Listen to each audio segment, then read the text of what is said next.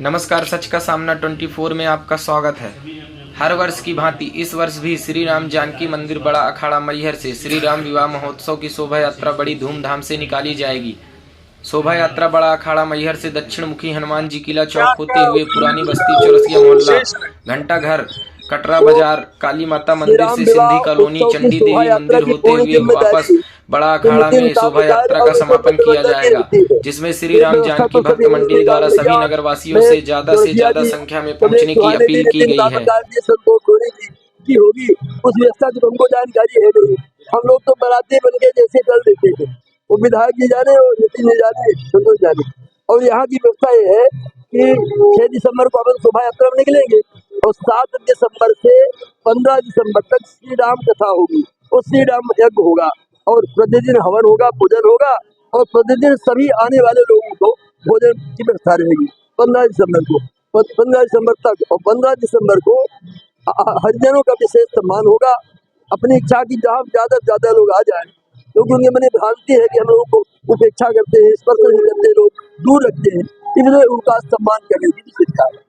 अपने यहाँ पूर्व में जब श्री राम जी 300 वर्ष 20 पर आए थे, 320 वर्ष पूर्व, तो एक यहाँ इस इस्लामिक व्यवस्था के कोई रहते थे फकीर, तो मिलने आए थे महाराज जी से। तो मड़ैया थी गणेश जी के पास, उनको बुखार चढ़ी, तो वो झोपड़ी हिल रही थी। तो वो आए तो देखे कि मैं तो इनसे मिलने आया था, ये झोपड़ी हिल रही है। तो महाराज जी से बोले कि मैं तो आपसे मिलने आया था। बोले मैं अपनी बुखार को अपने आसन में, बिस्तर में डाल रहा हूँ, आपसे मिल रहा हूँ। आए मिले, उनने कहा फकीर ने कि कल आप भी आइए। तो जब महाराज जी मिलने गए फकीर जी से, तो उनके शरीर के कई टुकड़े थे और खून बह रहा था। इनको बड़ा पश्चाताप हुआ कि किसी ने मर्डर कर दिया, इनकी हत्या कर दी। और कुछ देर बाद वो सामने आके प्रकट हो गए। तो इस प्रकार से संतों की कोई जात नहीं होती, संत का कोई धर्म नहीं होता। संत का धर्म एक है, परमात्मा की प्राप्ति, सबका कल्याण। 6 दिसंबर को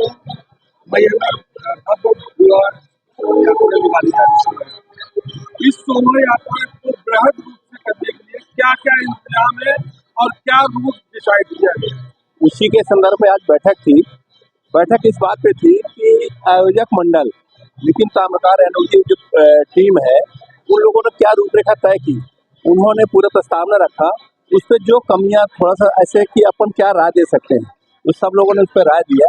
मैं भी उस पर एक राय रखा कि हर हाल में चाहे कुछ भी हो जाए, 4:30 पौने 5 तक यहाँ से जुलूस निकल जाए विवाह की यात्रा का, क्योंकि हमारे जो बाजार है वो बाजार 8 बजे बंद हो जाती है। तो बाजार हम 8 बजे तक क्रॉस करते हैं। ये तय हुआ, रास्ते में कुछ लाइट व्यवस्था के लिए था कि कुछ जगह लाइट अंधेरा रहता था, उसको भी दूर किया जाए। और शोभा यात्रा को भव्यता बनाने के लिए पूरे देश से झांकियां आ रही हैं, उनका प्रदर्शन। जैसे कि शोभा यात्रा निकाली जाती है, घर घर से अगर एक आदमी को निकालने का आह्वान किया जाए, तो ये विशाल शोभा यात्रा अपने आप में एक इतिहास रचेगी। ये हमारी जो कमेटी है वो हर वर्ष हल्दी चावल से निमंत्रण देती है, और जहाँ जहाँ से शोभा यात्रा निकलती है वहाँ के सभी लोग भक्तगण अपने दरवाजे पर दीप प्रज्वलित करते हैं और पुष्प वर्षा करते हैं। तो बारात की भव्यता बहुत बढ़िया रहती है, बहुत ही अच्छी होती है। क्या अपील करेंगे नगरवासी? मैं सबसे यही निवेदन करना चाहता हूँ कि बारात तो बहुत अच्छी निकलती है, लेकिन सब लोग अपने दरवाजे पे बाहर निकल कर, जो बारात में शामिल नहीं हो सकते हैं, वो लोग कम से कम अपने दरवाजे पे खड़े होकर के और पुष्प वर्षा से बारात का स्वागत करें। यही मैं सबसे निवेदन करता हूँ।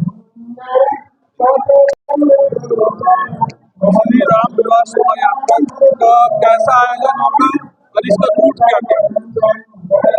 जिस तरह हर वर्ष आयोजन अपने भव्यतम रूप में ज्यादा जा रहा है, इस वर्ष भी और भव्य शोभा यात्रा का स्वरूप रहेगा। शोभा यात्रा का जो रूट है, अपन यहाँ शाम को 4:15 बजे अखाड़े से शोभा यात्रा उठेगी।